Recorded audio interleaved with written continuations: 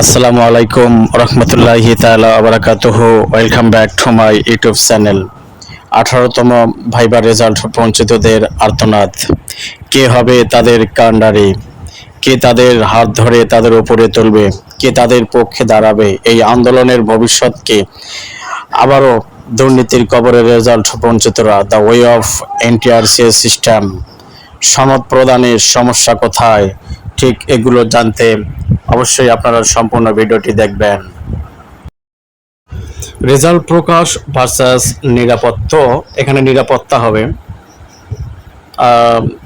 লেখার মধ্যে কিছু ভুল ত্রুটি হলে অবশ্যই মার্জনীয়, অবশ্যই ক্ষমার দৃষ্টিতে দেখবেন। আসলে এনটিআরসি যখন ঈদের ছুটির আগে রেজাল্টটা প্রকাশ করলো, তারা যে জানে যে তারা দুর্নীতি করেছে, এর বিরুদ্ধে অবশ্যই যারা তাদেরকে ডিসকোয়ালিফাইড করা হয়েছে তারা অবশ্যই নড়েচড়ে বসবে। তাই কিন্তু এনটিআরসি এর চেয়ারম্যান পুলিশ প্রশাসনের কাছে গিয়ে ধর্ণা ধরেছিল যে আমি তো রেজাল্ট দিলাম বা দেব, এখন রেজাল্টের পরে যে ধরপাকড় অর্থাৎ যে আন্দোলন হবে এর বিরুদ্ধে অবশ্যই আমি পুলিশ প্রশাসনের সহায়তা চাই।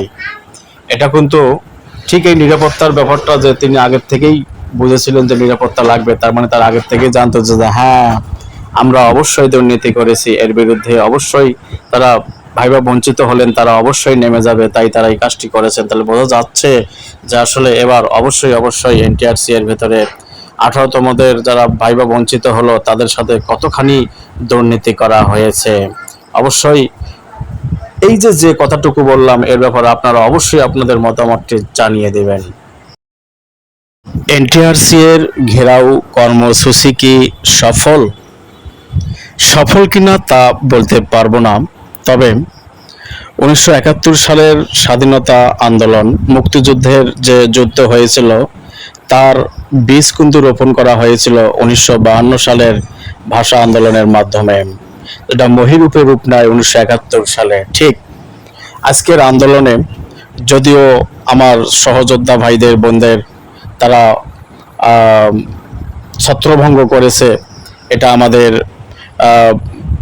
অর্থাৎ পরাজয় নয়, এটা আমাদের সফল। এটা আমাদের অবশ্যই অন্যায়ের বিরুদ্ধে একটা প্রতিবাদ। আসলে আমরা সহযোদ্ধারা অবশ্যই এখান থেকে পিছুপা হব না। আমরা আমাদের আন্দোলন চালিয়েই যাব যতদিন পর্যন্ত আমরা প্রকৃতপক্ষে সনদ না পাই। সনদ পাওয়া আমাদের যৌক্তিক দাবি। It is so logical, it is so fundamental something for getting our certificate of the from this নিবন্ধন, from this viva of 18th নিবন্ধন।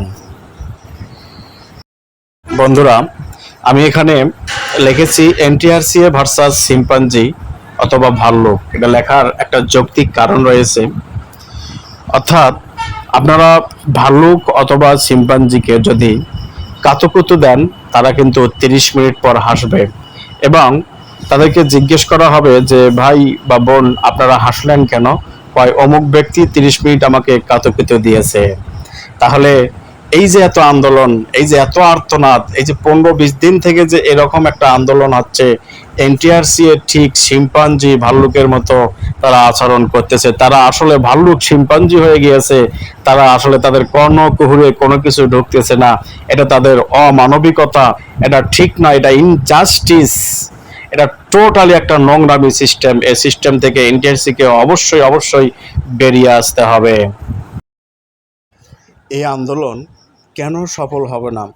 আমি মন প্রাণ অন্তর থেকে চাই, আমিও একজন এই আন্দোলনের সহযোদ্ধা।